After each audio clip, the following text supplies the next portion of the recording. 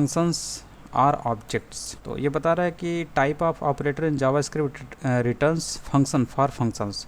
जब आप type of operator इस्तेमाल करते हैं जावास्क्रिप्ट लिए, तो फंक्शन का जो टाइप आता है वो फंक्शन ही आता है।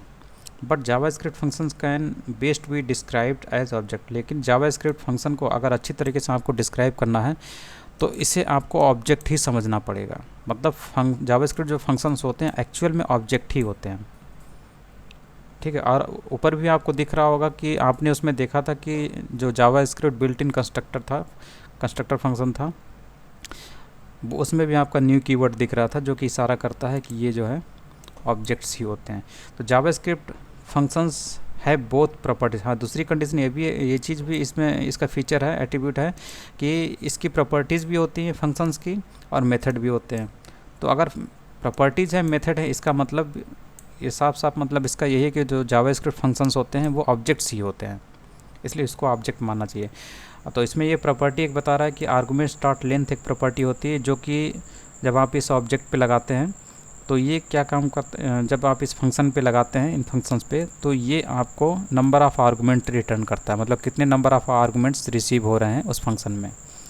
तो ये चीज़ लेंथ प्रॉपर्टी बताती है, ठीक है। तो प्रॉपर्टी मौजूद है, इसका मतलब भी है कि जावास्क्रिप्ट फंक्शंस एक्चुअल में ऑब्जेक्ट ही होते हैं।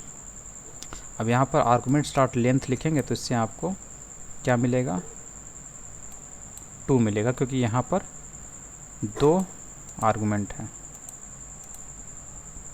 उसके बाद है to string method returns the function as a string. My function के ऊपर जब आप टू स्ट्रिंग मेथड इस्तेमाल करते हैं तो ये फंक्शन का जो स्ट्रिंग रूप है वो सप्लाई करता है। तो ये फंक्शन का स्ट्रिंग वाला फॉर्मेट है जिसको ये रिटर्न कर रहा है। तो माई फंक्शन, ये माई फंक्शन है, इसको स्ट्रिंग में कन्वर्ट किया गया है, तो इसी को स्ट्रिंग में कन्वर्ट कर दिया गया, तो ये कंप्लीट इस तरीके से दिखता है। इसके बाद यहाँ पे लिखा हुआ a function defined as the property of an object is called a method to the object. कोई फंक्शन जिसको ऑब्जेक्ट की प्रॉपर्टी के रूप में डिफाइन किया जाता है उसको ऑब्जेक्ट का मेथड कहा जाता है, और कोई फंक्शन जिसको डिज़ाइन किया गया है ऑब्जेक्ट क्रिएट करने के लिए उसको ऑब्जेक्ट कंस्ट्रक्टर कहा जाता है। इसके बाद है arrow functions. Arrow functions allows short syntax for writing function expression. जो फंक्शन एक्सप्रेशन आप देख रहे थे उसमें उसके सिंटेक्स को शॉर्ट करने के लिए एरो फंक्शन का कॉन्सेप्ट आता है।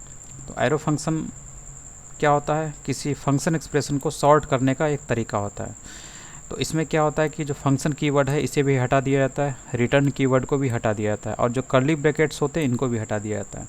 तो कुछ इस तरीके से होता है, जैसे कि आपने यहाँ पर एक फंक्शन एक्सप्रेशन लिखा, ठीक है, ये फंक्शन एक्सप्रेशन है और इसे आप एरो फंक्शन में बदल रहे हैं। तो इसमें क्या क्या करना होता है, सबसे पहले आपको फंक्शन कीवर्ड हटाना है। तो यहाँ से देखिए, इसके बाद जो लिखा हुआ फंक्शन कीवर्ड हट गया, उसके बाद आप कर्ली ब्रैकेट हटा देते हैं, कर्ली ब्रैकेट भी हट गया, और कर्ली ब्रैकेट से पहले ये जो आपको बीच में स्पेस दिख रहा है यहाँ पर बस ये सिंबल आपको लगाना है, इक्वलिटी और ग्रेटर दैन वाला।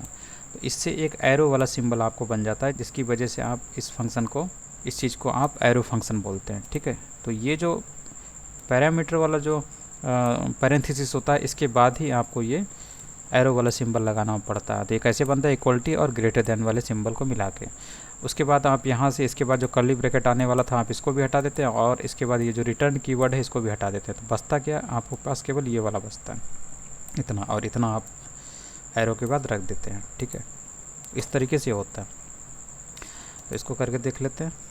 आप देखिए यहाँ पर इसको कॉल करने का तरीका बिल्कुल वैसे ही है जैसे आप फंक्शन एक्सप्रेशन को कॉल करते थे वेरिएबल की मदद से, उसी तरीके से आप इसे भी कॉल कर सकते हैं। तो इसे कॉल करने के लिए आप कैसे करेंगे, ये जो वेरिएबल है जिसमें ये फंक्शन स्टोर किया गया है, तो इसी वेरिएबल की मदद से करेंगे। तो ये वेरिएबल लिखेंगे और उसके बाद जितने पैरामीटर यहाँ पर हैं उतने ही वैल्यू पैरेंथेसिस में पैरेंथेसिस लगा के आप उतने वैल्यू यहाँ से पास कर देते हैं, ठीक है। तो वेरिएबल की मदद से आप इस फंक्शन को कॉल कर पा रहे हैं।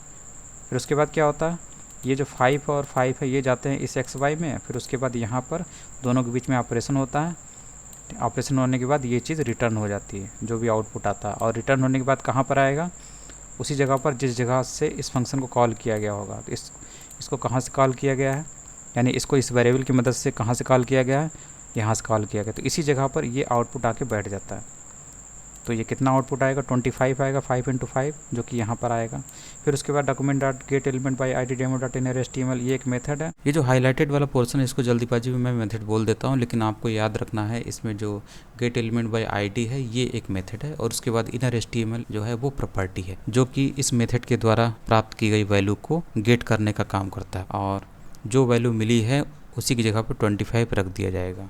तो ये जो डेमो ID वाला जो HTML एलिमेंट है इसके इनर HTML वाले पोर्शन पर, यानी जो बीच में पोर्शन होता है वहाँ पर 25 को रख दिया जाता है, जिसको पैराग्राफ एलिमेंट पेज में डिस्प्ले कर देता है, जो कि आपको यहाँ पे दिख रहा है 25 के रूप में। तो ये होता है एरो फंक्शन। अब यहाँ पर एरो फंक्शन के बारे में कुछ चीज़ें दी हुई हैं, जैसे कि arrow function do not have their own this. तो एरो फंक्शन में जो दिस होता है वो अप्लाई नहीं होता है। They are not well suited for defining object methods, और ये ऑब्जेक्ट मेथड्स को भी डिफाइन करने के लिए सूट नहीं करते हैं। Arrow function are not hoisted, arrow function जो होते हैं वो हॉस्टेड नहीं होते हैं, यानी कि इनको यूज करने से पहले आपको इसे डिफ़ाइन करना ज़रूरी है। मतलब they must be defined before they are use करने से पहले आपको उसे डिफ़ाइन करना ज़रूरी है, क्योंकि वेरिएबल की बात आ गई तो वेरिएबल को आप पहले कैसे इस्तेमाल कर सकते हैं जब तक कि आप उसके डिफिनीसन को ना देख लें। तो इसीलिए जो है इसे यूज करने से पहले आपको डिफ़ाइन करना ज़रूरी है। Using const is safer than using var, because function expression is always constant value. तो ये चीज़ सही है, इसीलिए आप जब भी देख रहे होंगे कि जो भी आप फंक्शन एक्सप्रेशन में जो ये वेरिएबल देखते हैं ये सभी जो है कांस्ट कीवर्ड से बनाए हैं, क्योंकि यहाँ से जो फंक्शन एक्सप्रेशन जो आपको आउटपुट मिलता है वो हमेशा कांस्टेंट मिलता है, इसीलिए आपको इसका जो टाइप है वेरिएबल टाइप वो हमेशा कांस्ट दिखता है, कांस्ट के जरिए वेरिएबल बनाया जाता है। You can only omit the return keyword and the curly brackets if the function is a single statement. तो ऐसे लिखा हुआ है ये, और बस इतना ही था इसमें।